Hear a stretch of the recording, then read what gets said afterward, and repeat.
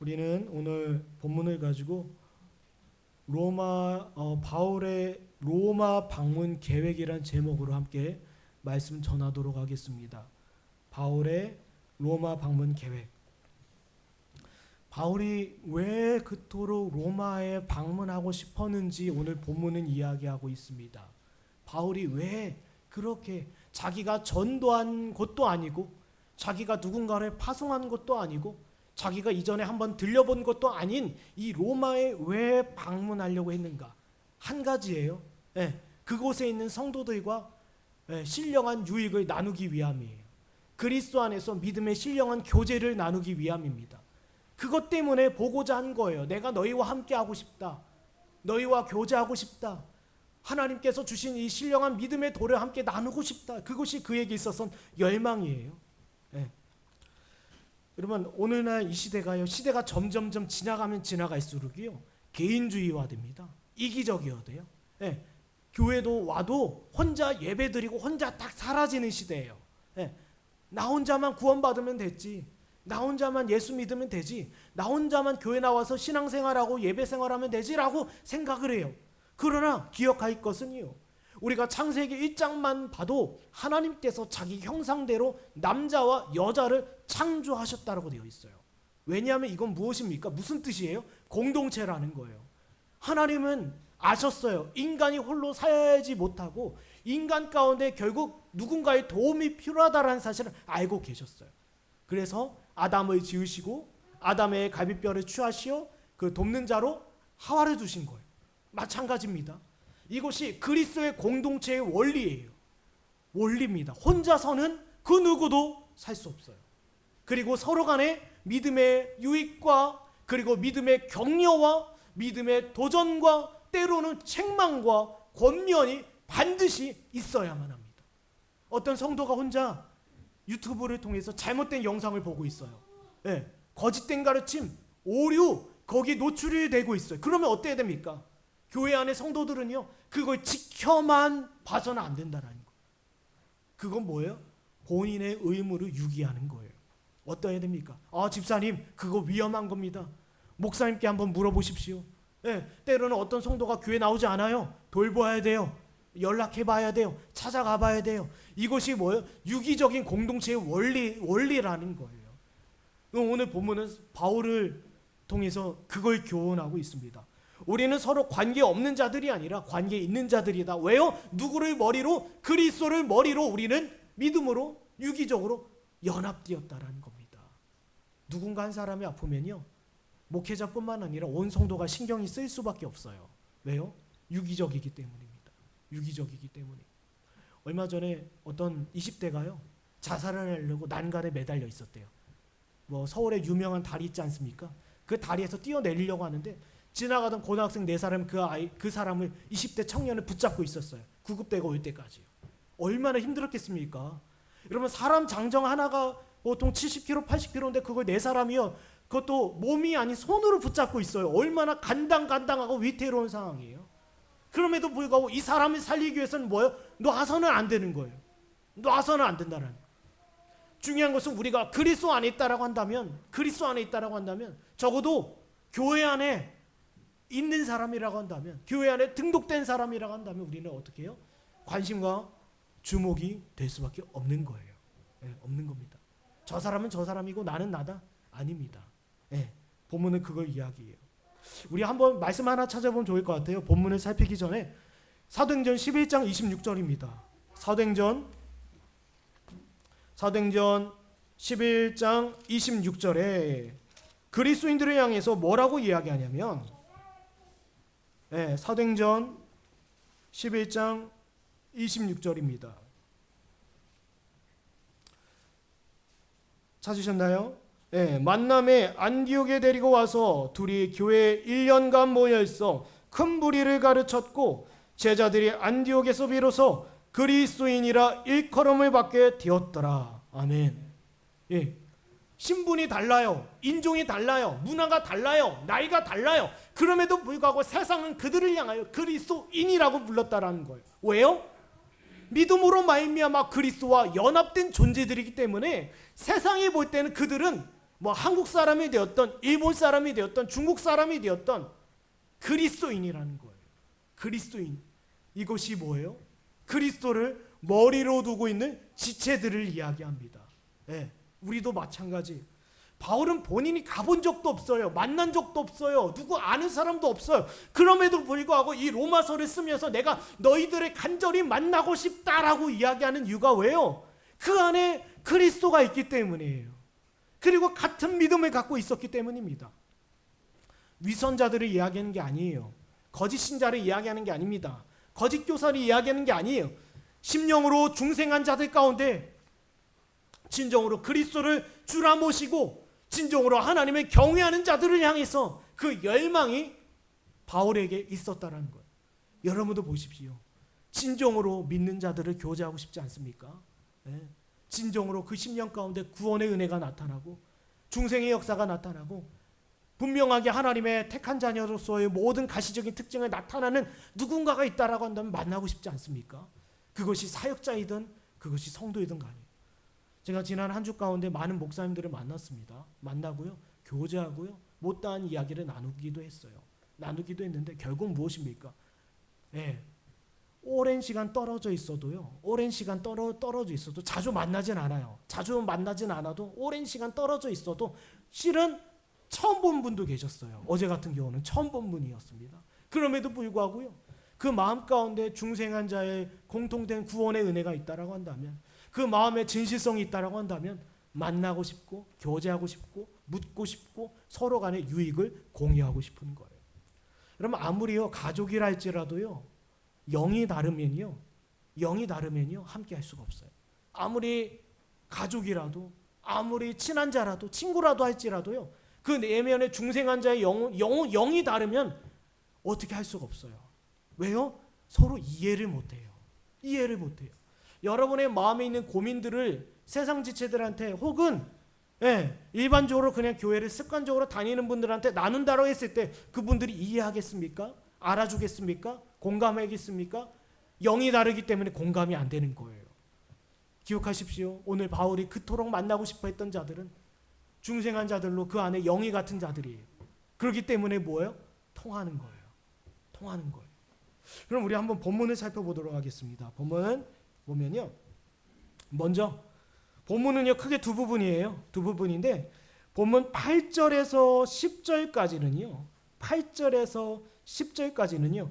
로마 교회 성도들을 향한 바울의 간절함이 담겨 있습니다. 얼마나 간절했는지. 로마 교회 성도들을 향한 간절함인데요. 먼저 본문 8절입니다. 8절을 읽겠습니다. 8절입니다. 시작.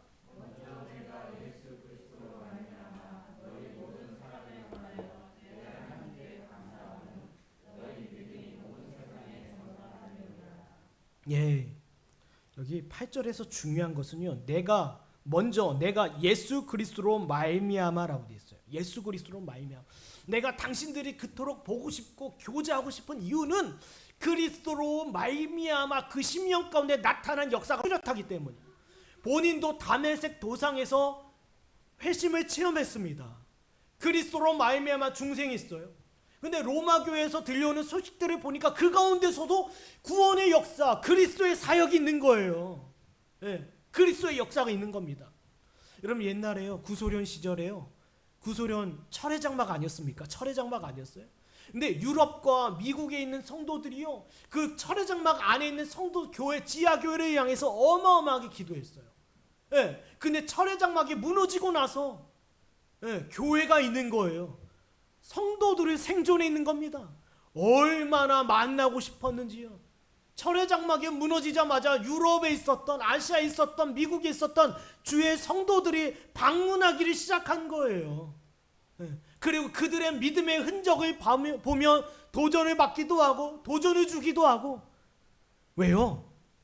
그리스도로 말미암아 그 심령 가운데 새로워짐의 역사가 있는 자들은 이토록 만나고 싶은 거예요. 당시 로마의 상황은 어떠했냐면요. 로마의 상황은요.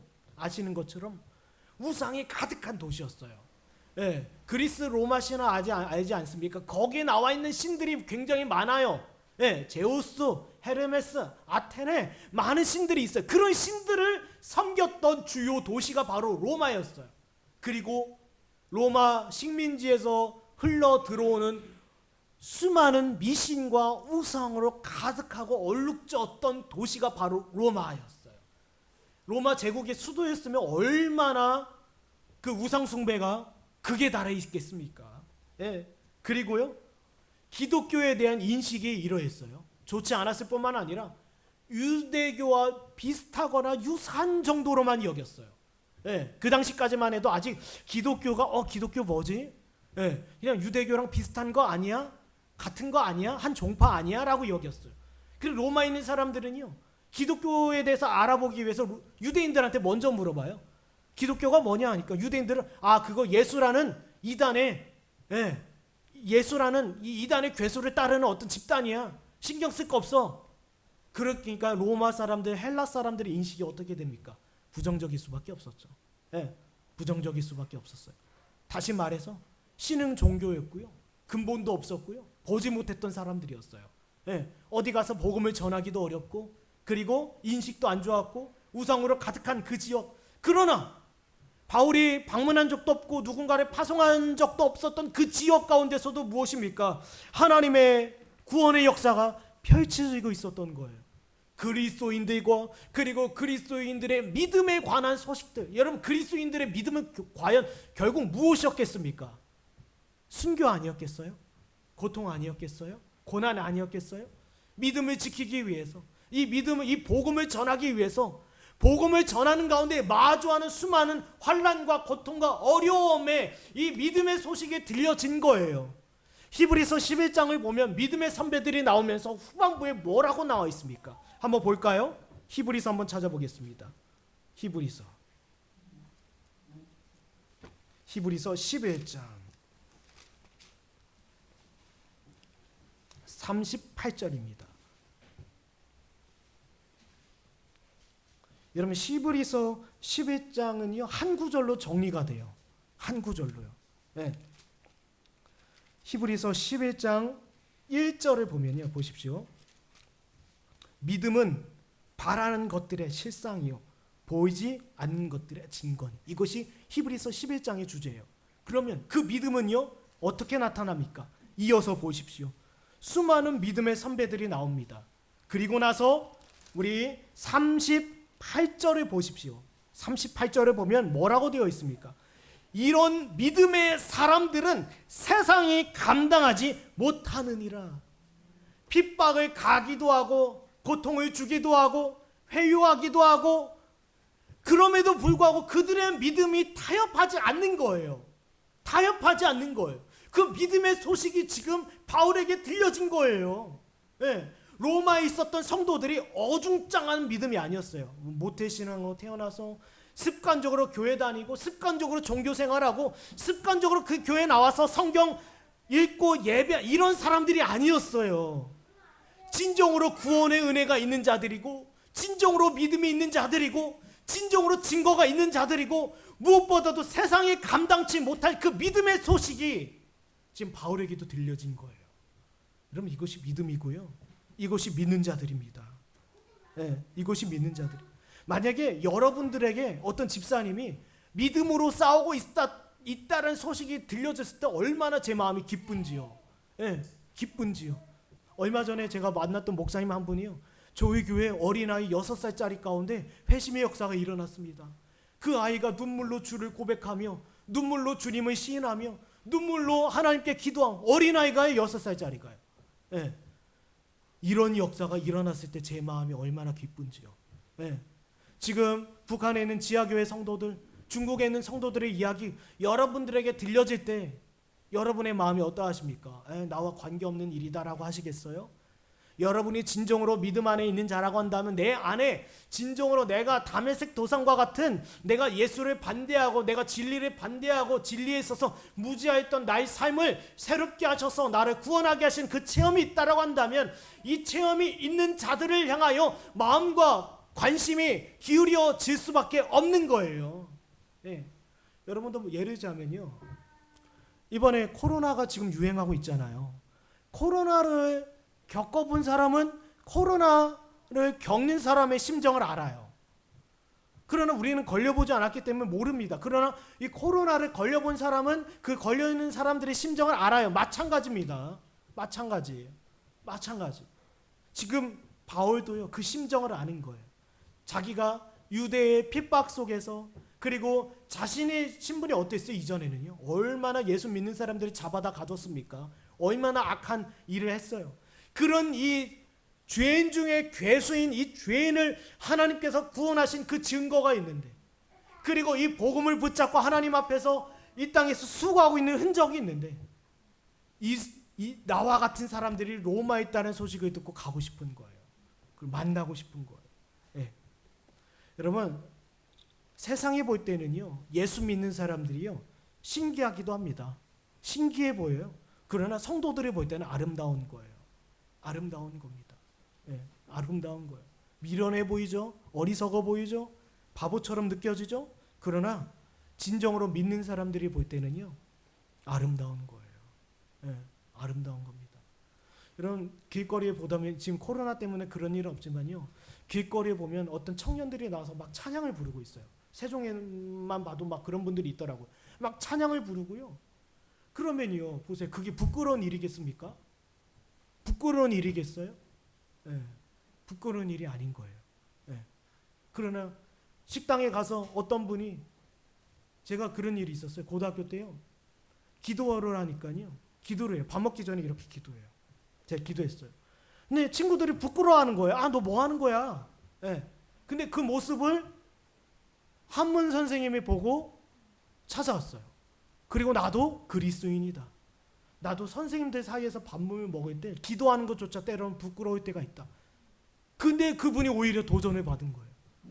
여러분, 서로의 성도의 사소한 하나의 믿음의 행위 하나가 우리에게 있어서 격려가 되고 위안이 되고 도전이 되는 거예요. 이어서 한번 보겠습니다. 이어서요, 바울의 간절함이 얼마나 큰지요, 9절 한번 읽어볼까요? 읽겠습니다. 시작.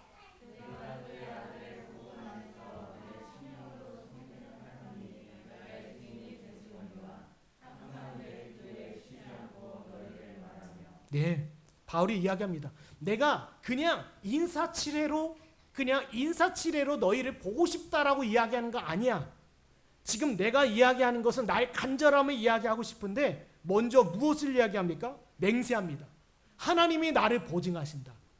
하나님이 나를 보증하신다. 여러분, 웨스트민스터 신앙고백서 22장을 보면요, 맹세에 대한 조항이 나와요. 네, 웨스트민스터 신앙고백서를 이제 좀 할 수도 있을 것 같은데, 웨스트민스터 신앙고백서 22장을 보면 맹세에 대한 조항이 나와 있습니다.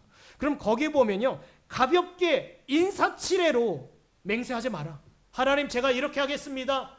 여러분, 흔히 우리가 서로 약속하잖아요.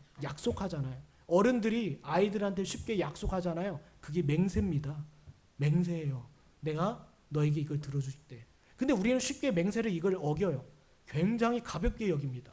제가 어렸을 때 어른들이 저한테 약속하면요, 저는 믿질 않았어요. 어차피 이거 지킬 것도 아닌데. 근데요, 이 맹세, 이 약속의 무게는 굉장해요. 그럼 웨스트민스터 신앙고백서 22장에 보면요, 신앙고백서에서 맹세를 할 때, 약속을 할 때 어떤 반드시 심사숙고하고 어떤 실수나 위기를 모면하기 위해서 인사치레로 하지 마라. 반드시 하나님 앞에서 맹세한 것은 지켜라라고 되어 있어요. 지금 바울은 이야기합니다. 내가 언제 당신들을 만날지 모르지만 내가 지금 하나님 이름으로 맹세한다. 당신들을 만나고 싶은 나의 열망과 나의 간절함은 하나님께서 나를 보증하신다라는 것. 보십시오. 주님께서요, 이 바울의 간절함이 무엇으로 열매 맺습니까? 기도예요. 여러분, 제가 오영진 집사님 가정을 놓고 기도하는데요, 그렇게 연락은 많이 안 했어요. 불편하니까. 목사님 자꾸 전화하면 불편할 수 있어서. 근데 제가 기도했어요. 근데 간절함은요, 기도로 이어집니다. 반드시요. 바울이 하나님 앞에서 맹세합니다. 내가 당신들을 보고 싶은 것은 하나님께서 나를 보증하신다. 내가 하나님의 이름으로 당신들을 보고 싶다라고 끝나는 것이 아니라, 이 맹세는 반드시 기도하게 돼요. 기도하게 됩니다. 예수님께서 겟세마네 동산에서 하나님께서 자신에게 맡겨주신 사람들을 향한 그 사랑을 기도로 모이신 거예요. 내가 아버지의 이름으로 내가 너희를 사랑한다. 내가 너희를 위하여 이토록 낮아졌으며 내가 너희를 위하여 죽기까지 수고하겠다. 그 맹세가 기도로 이어지지 않습니까? 바울도 마찬가지예요. 내가 당신들을 보고 싶습니다. 전화로요. 보고 싶습니다. 만나고 싶습니다. 이거 아니에요. 진정으로 만나고 싶다면 어디로 이어져야 됩니까? 기도로 이어져야 돼요. 이어서 보겠습니다. 본문 10절입니다. 10절 읽겠습니다. 시작.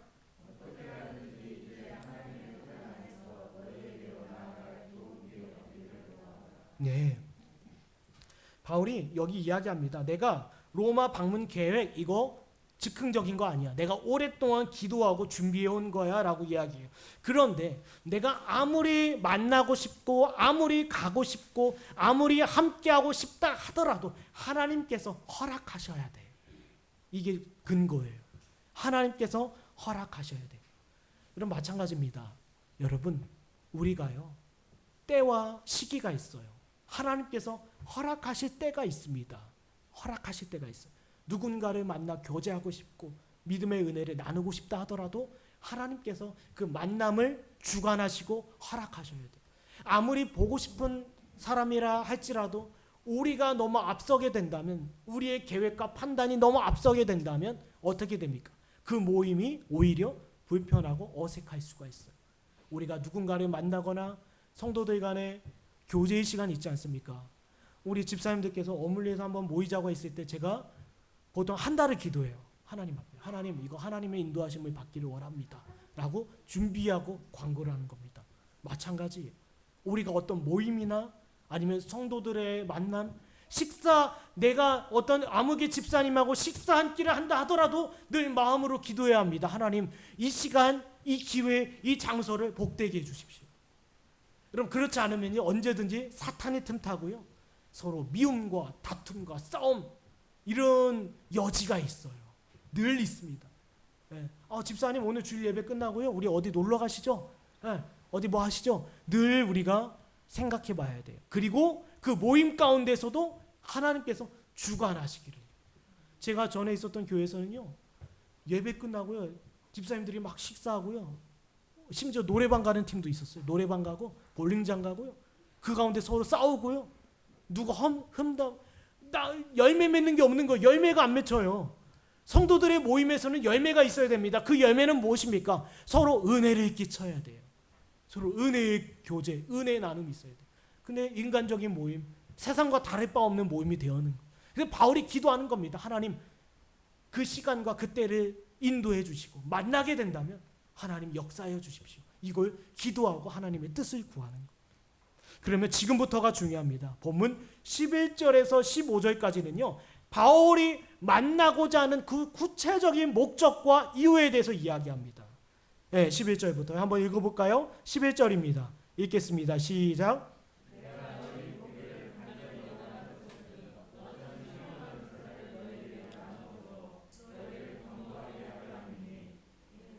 네, 여기까지 하겠습니다. 11절. 여기 보면요. 목적 딱 첫 번째가 나옵니다. 만나기 위한 목적. 내가 왜 만나고 싶은가? 첫 번째는 신령한 은사를 나눠주기 위함이다. 여러분 이 신령한 은사는요. 사도적 은사를 이야기하는 게 아닙니다.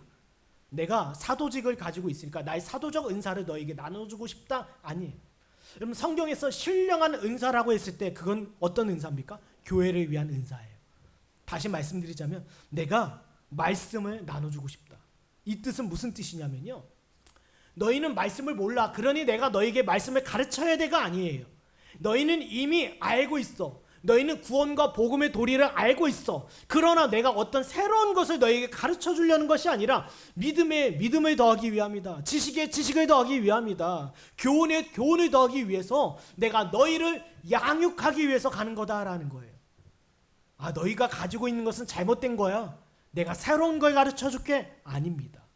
너희가 가지고 있는 것에 나의 가르침을 통하여 오히려 더 견고해지고 굳건해지기 위해서 내가 너희를 찾아간다는 거예요. 믿음의 성장이죠. 믿음의 성장. 여러분 우리가 아무리 말씀을 가지고 있다 하더라도요. 여러분 북한 지하교회 성도들이요. 하나님의 말씀을 가지고 있지 않습니까?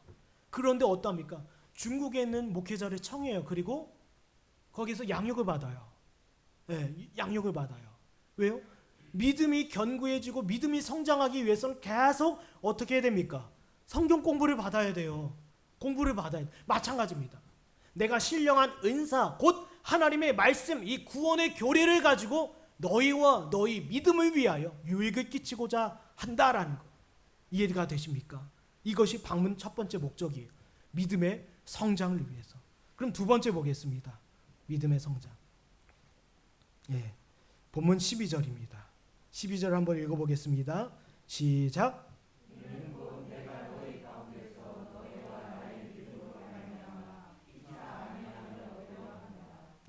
보십시오. 보세요. 바울이 말씀을 가지고 가르치고 그리고 그들을 양육하는 가운데에서 그들만 유익을 얻습니까? 아니죠. 본인도 유익을 얻어요. 유익을 본인에게도 유익이 된다라는 거예요. 우리 한번 보겠습니다. 로마서 16장입니다. 로마서 16장 맨 끝장이죠. 16장 25절입니다. 로마서 16장 25절을 보면 나의 복음과 예수 그리스도를 전파함은 영세전부터 감추어졌다가 이제는 나타내신 바 되었으며 영원하신 하나님의 명을 따라 선지자의 글로 말미암아 모든 민족이 믿어 순종하게 하시려고 알게 하신 바 그 신비의 계시를 따라 된 것이니 이 복음으로 너희를 능히 견고하게 하실이라고 되어 있어요. 바울이요. 그들을 양육하는데 그들의 믿음이 일어날 수 있도록 굳건해질 수 있도록 그들을 양육합니다. 동시에 자기에게도 유익이 돼요. 본인에게도 유익이 된다는 거예요. 우리 잠언서 한번 보겠습니다. 잠언 27장입니다.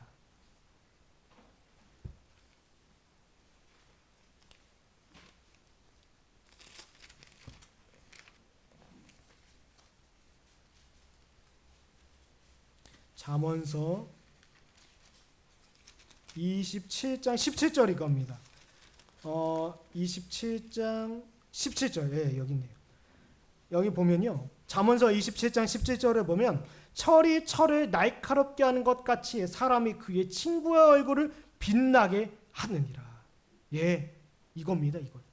서로의 얼굴을 빛나게 해요. 바울도요. 내가 너희들을 만나서 그들도 믿음의 증거가 있지 않습니까? 그리고 그들을 가르치고 양육하는데 본인에게도 그것이 유익이 돼요. 우리 주일학교 선생님들도 계시지만요. 선생님들이 아이들을 가르치는 가운데 결국 본인에게도 유익이 돼요. 그리고 가정에서 아버지가 혹은 어머니가 아이들 데리고 성경 공부나 혹은 가정 예배를 인도할 때도 그 말씀을 읽고 아이들에게 일러주는 거 하나하나가 다 뭐예요? 본인에게도 유익이 돼요. 심지어 우리 어린아이들에게서도 우리가 배울 게 있습니다. 그들의 믿음의 고백과 그들의 행동을 통해서도 우리가 피차서로 유익을 얻는다라는 거예요. 이어서요. 본문을 계속 보겠습니다. 13절을 보면요. 13절을 보면 우리 13절 한번 읽어볼까요? 13절입니다. 시작.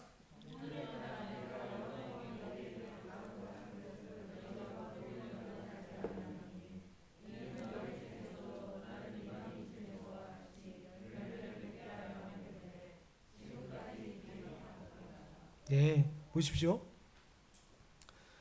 여기 13절에는요. 좀 반문에 대한 답변이에요. 혹시나 이런 말이 있을 수 있습니다. 아니, 당신이 그렇게 우리를 보고자 하는데 왜 오지 않습니까? 라는 질문을 받을 수 있지 않습니까? 바울이요. 로마 교회 성도들은 바울의 사정을 몰라요. 그래서 당신이 우리를 그렇게 보고 싶다라고 한다면 왜 지금 안 옵니까? 라고 이야기해 볼 수 있잖아요. 그래서 바울이 그런 질문을 예상하고 지금 답변을 합니다. 13절에. 내가 너희를 보고자 하는 목적과 그리고 이유가 있지만 지금 내가 길이 막혔다라는 거예요. 내가 너희를 열매를 맺기 위해서 가고 싶은데 지금 길이 막혔다라는 거예요. 그 길이 막힌 이유는 여러 가지입니다. 하나님께서 허락하시지 않을 수도 있고 사탄이 길을 막을 수도 있고 혹은 누군가의 요청 때문에 아니면 바울의 개인적인 상황 때문에 못 가는 거예요. 그러나 중요한 것은 바울이 이야기합니다. 내가 너희를 보고자 하는 것은 열매 맺기 위함이다. 여기에서의 열매는 무엇입니까? 앞에서는 뭐라고 했어요? 그들의 믿음의 유익을 위해서, 믿음의 성장을 위해서, 그리고 서로 피차 도전을 얻고 서로 위로받기 위해서, 그리고 세 번째는 지금 열매 맺기 위함인데 그 열매는 무엇입니까? 회심이에요. 회심이에요. 네. 여러분 로마 교회라고 할지라도 다 회심한 사람이겠습니까? 다 거듭난 자라 할 수 있겠어요? 아니에요. 그들 가운데서 회심할 사람이 있어요. 그래서 바울은 이야기합니다. 나는 너희들에게 가서 너희들의 믿음의 성장뿐만 아니라 너희 영혼의 회심을 위해서 나는 가고 싶다라는 거예요. 마찬가지입니다. 제가 우리 사랑하는 성도들을 바라보면서 늘 마음에 있는 것이 한 가지예요. 교회 안에 믿음의 성숙과 성장이 필요한 지체들이 있어요. 그리고 어떤 지체들은 아직 회심하지 않은 자들이 있습니다. 결국 목적은 하나예요. 믿음의 성장과 영혼의 회심이에요. 네. 제가 교회를 방문하고 목회자를 방문하는 이유도 이겁니다. 그리고 그 교회 성도들을 때로는 만나는 경우도 있어요. 그 목사님이 저한테 성도들을 소개시켜주고 성도들 앞에서 간단하게 복음을 전할 기회도 있습니다. 목적은 하나예요. 그들의 믿음이 성숙되어지고 혹은 그들의 심령 가운데 아직 회심하지 않은 자들이 있다면 그 영혼의 회심하기를 갈구하고 간청하는 거예요. 네. 이러면 이제 코로나가 끝나면요 어마어마한 영적 소유가 있을 겁니다. 네. 곳곳 교회에서요 이제는 어떤 사역을 진행할 거예요. 네. 사랑 여러분, 이때야말로 전도의 기회입니다. 저와 여러분이요 영혼을 위해서 단지 교회에 나오는 거 가지고 우리가 안심해서는 되지 않아요. 네. 이 사람이 교회에 왔다 갔다 하는 사람이냐? 여러분 진짜 중요한 것은 뭐예요? 그 영혼이 진정으로 열매가 있는가? 회심은요 회개와 믿음을 이야기합니다. 그리고 죄에서 돌이키는 과정이에요. 네. 교회 다닌다고 하면서 그리스도인이라고 하면서 세상 사람들 비스무리하게 살아가는 게 아니라 진정으로 자기가 모태신앙으로 태어났던 교회 생활은 얼마 이건 중요한 게 하나도 아니에요. 전 그거 묻지도 않고 따지지도 않아요. 진정으로 이 영혼이 그 심령 가운데 회개와 믿음의 역사가 있는가? 내가 자신이 주 앞에서 진정으로 자기가 가고 있었던 자신의 삶이 바울과 같이 다메섹 도상 위에 서 있었던 인생이라는 사실을 깨닫는 거예요. 자기가 교회 다닌 거 이거 가지고 얘기해서는 안 돼요. 지금 이 시대. 과거에도 마찬가지지만요. 여러분 존 칼빈이나 우리 믿음의 선배들이 있지 않습니까? 조나단 에드워드나 존 웨인이나 존 버닝 같은 우리 믿음의 선배들이 한 건 교회 가고 다니고 이거 보지 않았어요. 교회 다녀도 중생하지 않은 자가 있을 수 있으며 교회 밖에는 당연한 일인 거예요. 다시 말씀드리자면 무엇입니까? 교회 안에도 전도할 사람이 있다라는 거예요. 지금 그래서 바울이 가는 겁니다. 우리 골로새서 한번 볼까요? 골로새서 1장 6절입니다.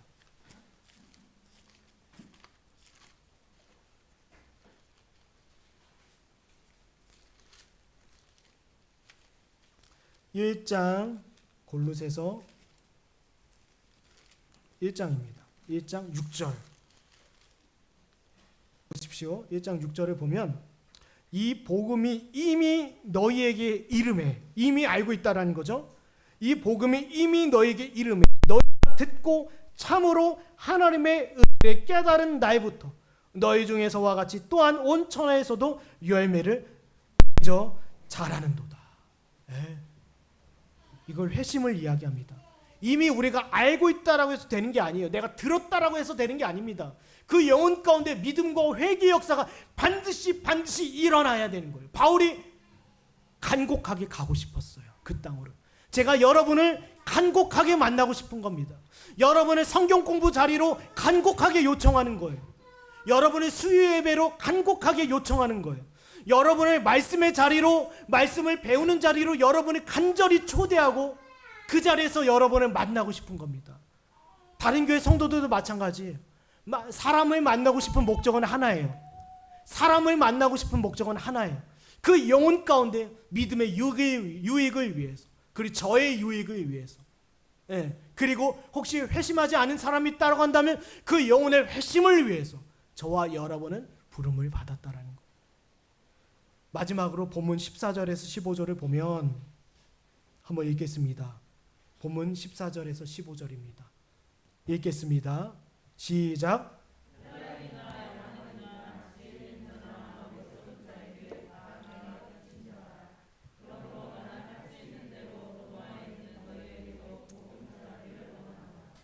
여기 헬라인이나 야만인이나 지혜 있는 자나 어리석은 자라는 표현을 써요.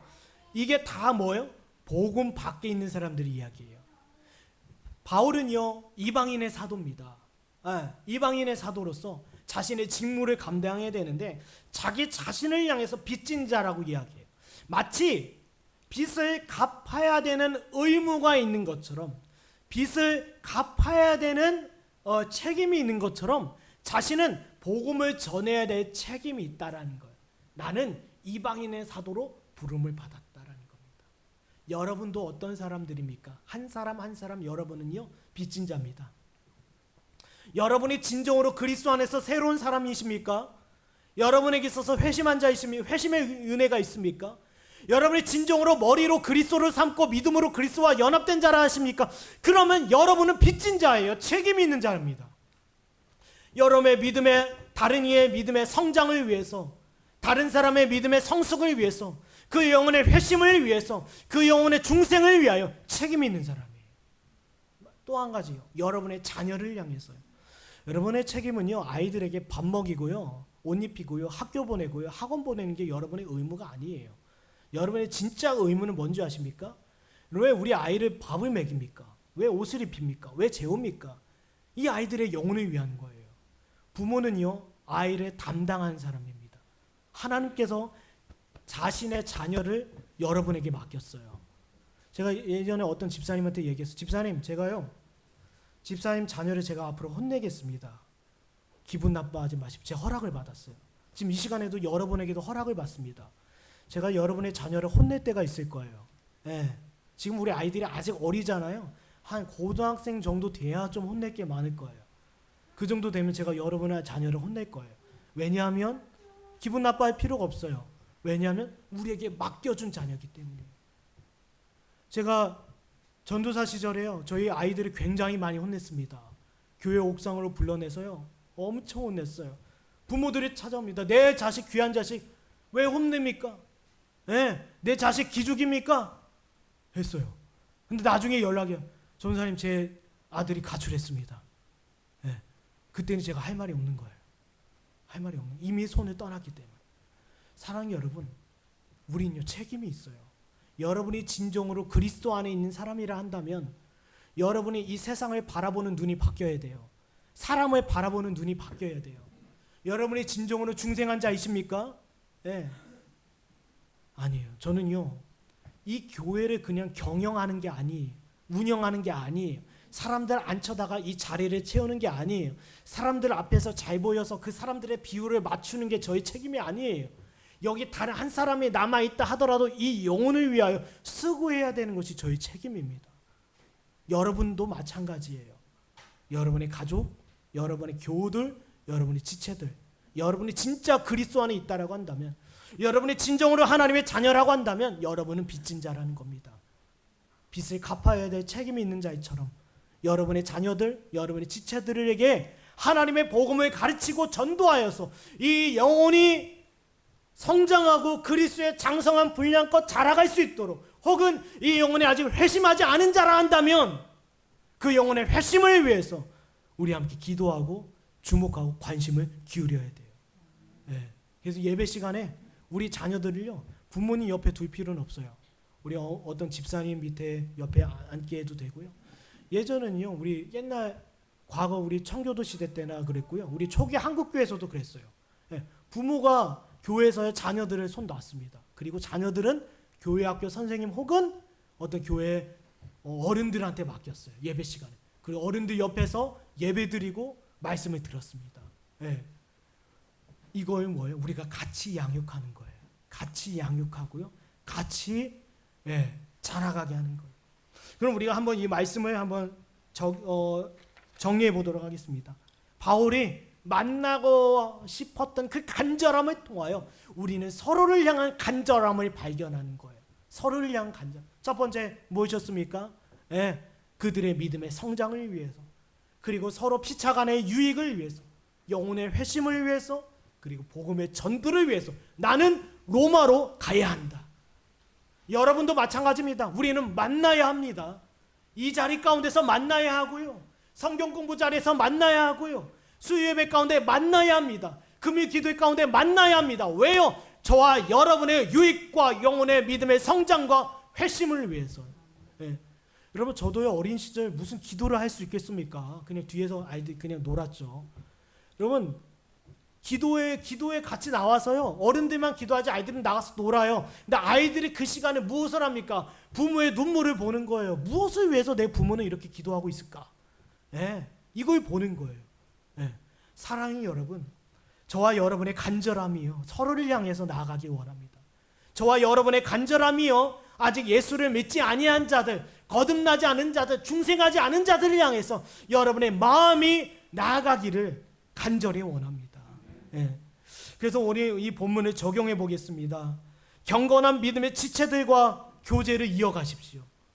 여러분이 생각할 때 믿음이 있는 자들, 진정으로 구원의 은혜가 있는 자들과 지속적으로 교제를 이어가십시오. 우리 한번 갈라디아서 한번 볼까요? 갈라디아서 6장입니다.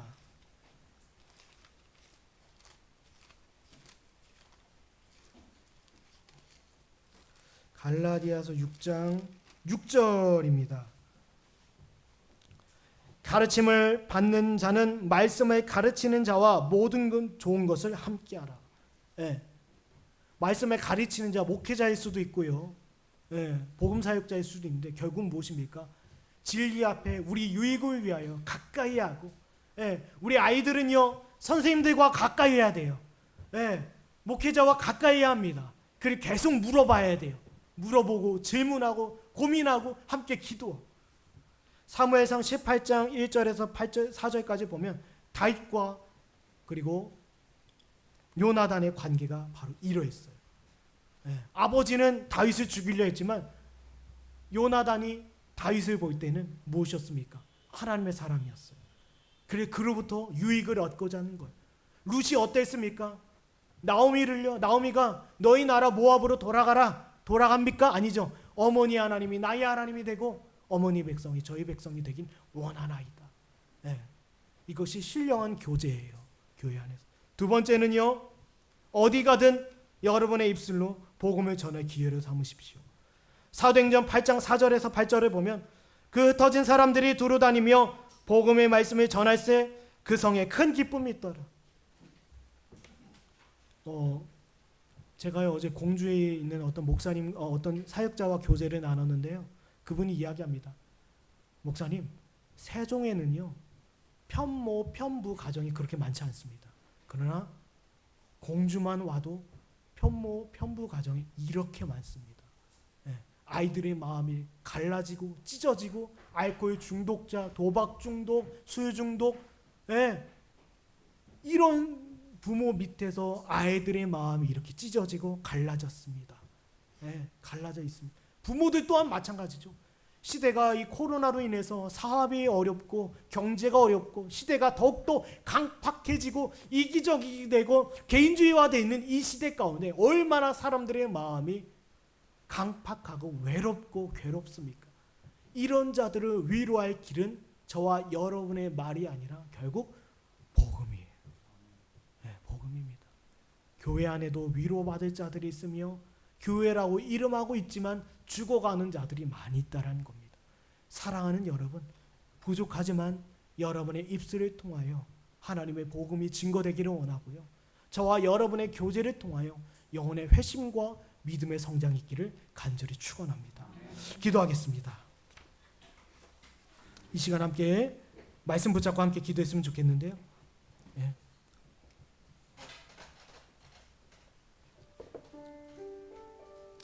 하나님, 초대교회의 사도 중에 하나였던 바울의 심정을 우리가 갖기 원합니다. 이것이 곧 예수의 마음이고 믿는 자들의 마음이라 믿습니다. 하나님, 서로를 향한 그 뜨거움이 있게 하여 주시고 믿음이 연약한 자, 회심하지 아니한 자, 거듭나지 아니한 자, 여전히 그 마음의 괴로움과 슬픔 가운데 요동하고 있는 자들을 향하여 우리 걸음을 인도하여 주시고 우리 마음을 인도하여 주십시오. 우리가 이 시간 함께 잠잠히 함께 기도하겠습니다.